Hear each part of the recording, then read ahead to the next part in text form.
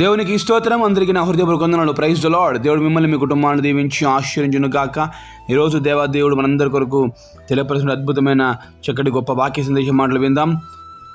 యెషయా గ్రంథము 49వ అధ్యాయం 23వ వచనం. రాజులు నిన్ను పోషించు తండ్రులుగాను, వారి రాణులు నీకు పాలిచ్చు దాదులుగాను ఉండెదరు. దేవునికి సమస్తమేమ కలుగును గాక. ఈ గొప్ప వాగ్దానం మనందరి జీవితాల్లో కూడా నెరవేర్చబడును గాక. ఆమేన్. ప్రియమైన దేవుని బిడ్డలారా, ఈ వాగ్దానము దేవుడు మనకు ఈరోజు తెలియపరుస్తున్నాడు.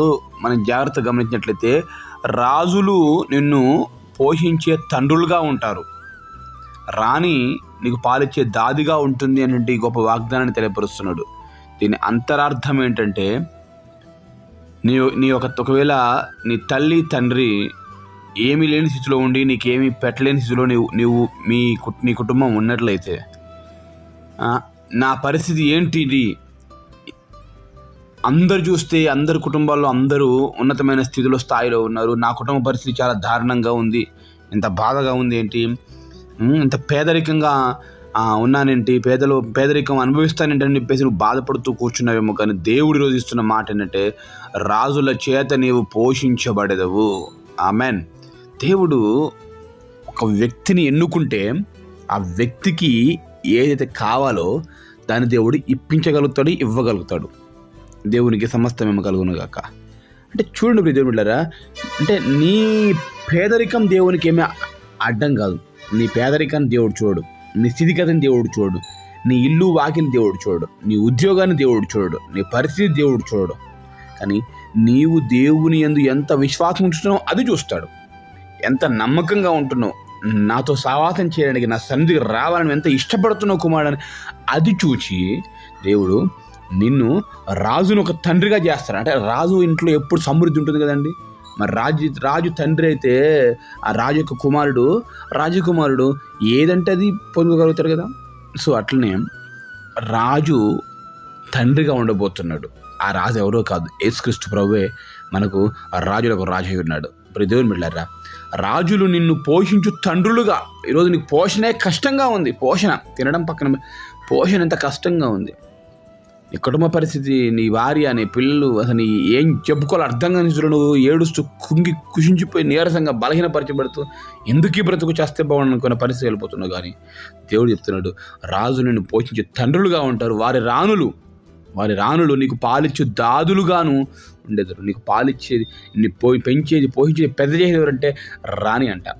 అంటే ఓ తల్లి తండ్రి పేదరికంలో ఉన్నప్పటికీ, ఓ ప్రియ సహోదరుడా, సహోదరి, నీ స్థితిగతి, నీ పరిస్థితిని దాన్ని చూడడం. కానీ రాజును రాణిని నీకు తల్లిగా దేవుడు ఎంచుకున్నాడు, చేస్తూ ఉన్నాడు.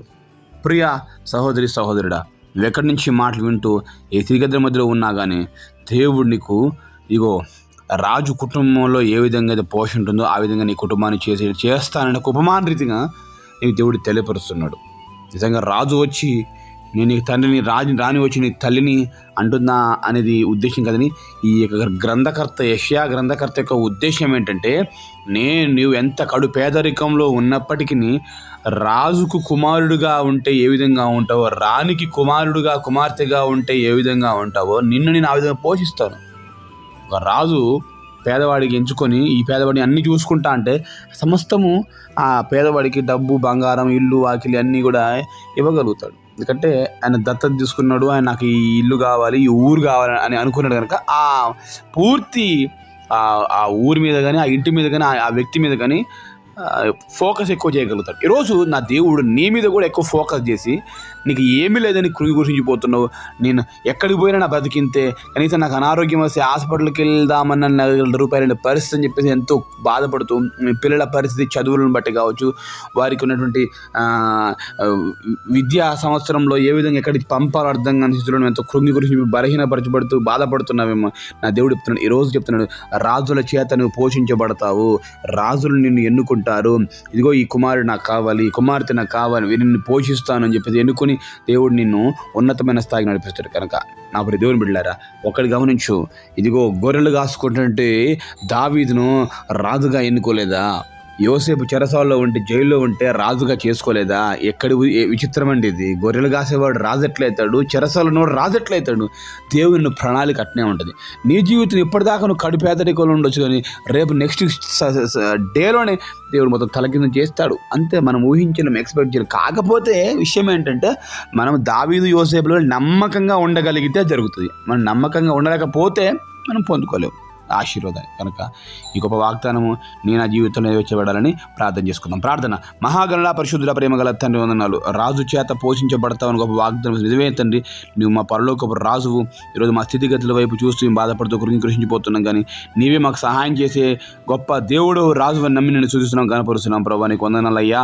ఇదిగో నీవు మాకు రాజుగా, ఇదిగో రాణిగా, అనగా తల్లిగా, తండ్రిగా ఉండి మమ్మల్ని పోషించండి అయ్యా. మమ్మల్ని దీవించండి, ఆశీర్వదించమని వేడుకోవడం. కడు బీదరికంలో ఉండి లేని పరిస్థితుల్లో అయ్యా ప్రభా ఎంతో ఇబ్బంది పడుతున్నారు, ఎంతోమంది బిడ్డలు ఉన్నారు. వారు ఒకసారి జ్ఞాపకం చేసుకోండి. వారికి కనీసం పోషణ కూడా కష్టమైన పరిస్థితిలో ఉన్నారు. జ్ఞాపకం చేసుకోండి అయ్యా. కనికరించి కాపాడి రక్షించి వేడుకుంటున్నాం ప్రభా.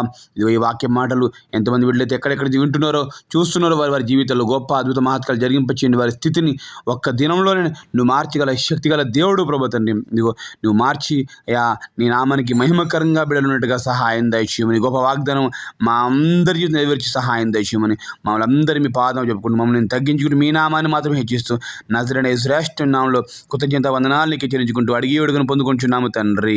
ఆమేన్.